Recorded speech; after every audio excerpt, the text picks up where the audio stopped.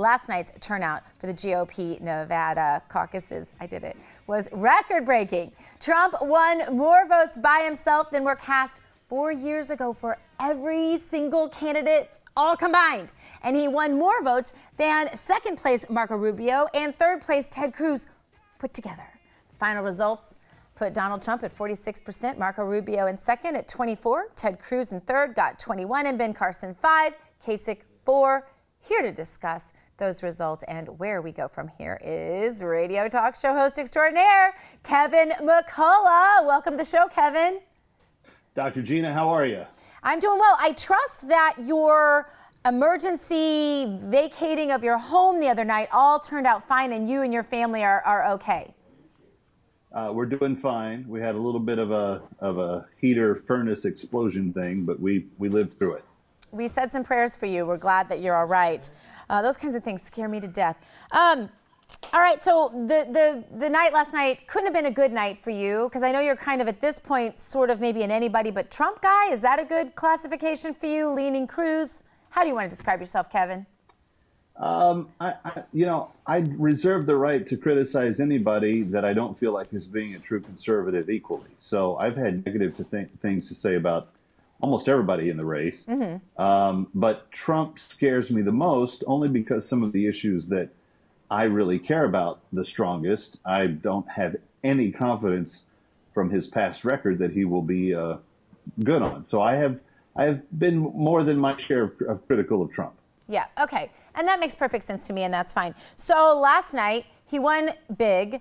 You really have a tendency to want to say huge, but we're really wearing that word out right now, as you know, talking on air yourself all day long. So what was your take on that? Is he unstoppable at this point? He is. I said this before the election. There would be a winner in Iowa, there would be a winner in New Hampshire, and there would be a bloodbath in South Carolina. And the winner of South Carolina was going to become the nominee. I've said that since June or July of last year. And I do believe that he has the clearest, easiest path to the nomination. All right. But Ted Cruz still has a buku wad of cash on his hands. Marco Rubio is taking up endorsements like most people breathe during the day. So there's some big stuff happening in those campaigns. Why are they still trying if by your math and a lot of others' math as well that I've heard today, it's pretty much over at this point? Well, I think that, and I've never run for president, so it's hard for me to judge life in their shoes, but I would say this. I think until they are defeated in their home state or until they're mathematically eliminated, I think it's going to be hard to convince some people that, that they don't have a shot at it. And I will say this, Cruz had been asked for a while, why hadn't Texas governor endorsed it? He endorsed him today. That's a big win for Ted Cruz. He's going to probably win Texas by maybe 10 or 12 points. And if he does, that gives him new life. If Trump comes through in Florida, Ohio, and Texas, then he is unstoppable at that point. Mm-hmm. Oh, the new Quinnipiac, I can never say that word right either. It's right up there with Nevada. Poll today said that Donald Trump could actually win Texas. You think that's just a fluke poll? I mean, I know a lot of these polls aren't right, but I just wonder how much credence you put in that particular poll. I don't know. I've seen several polls out of Texas, and I have to think that both with the governor and the lieutenant governor and a state that overwhelmingly made Cruz a Tea Party darling, I would have to question. I mean, he's done nothing to jeopardize his bona fides in his home state, so I don't know that those polls would necessarily be off. But the poll I saw today was a 15-point spread between he and Trump. He was at 35, Trump was at 20. But all that to say, even if he wins Texas, Trump still has the inside track on the nomination. And I'm actually kind of moving on to the next layer of strategy. If Trump gets the nomination, he's going to do it with minority percentages, right? So he's not going to have 50% in any of the states that he gets it in until some more people drop out.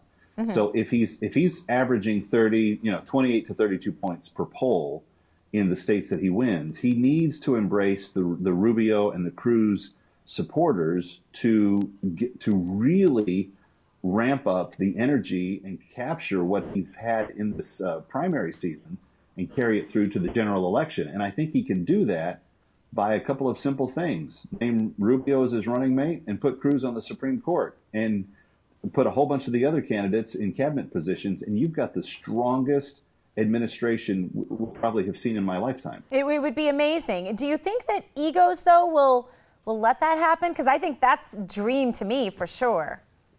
Well, I think that ultimately, when I think what Cruz supporters really like, they like the fact that he is so constitutional. He's by far the most constitutional scholarly mind on the campaign trail. He knows he memorized the Constitution at 18. He's defended it in the Supreme Court multiple times. He's won 5 times at the Supreme Court level. Right.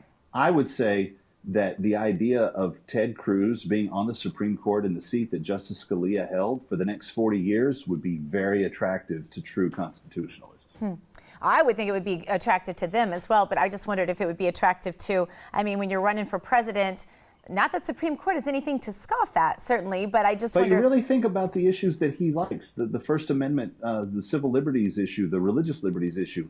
A president can only go so far in defending those. A Supreme Court justice can make a much bigger impact on some of those issues. All right, well, Kevin McCullough, I got to tell you, I'd love to join you in that lobbying effort there, and I'll help you however I can. So tag me in any posts or whatever, and we'll see if we can't get that message to resonate with some others. I appreciate you being with us. I appreciate the sporting and friendly attitude we've had through this entire process to date. It's kind of fun to think I might be back on the same page with you. Thanks for being with us, Kevin. I love me some Dr. Gina. Have a great night. Absolutely, right back at you. Up next.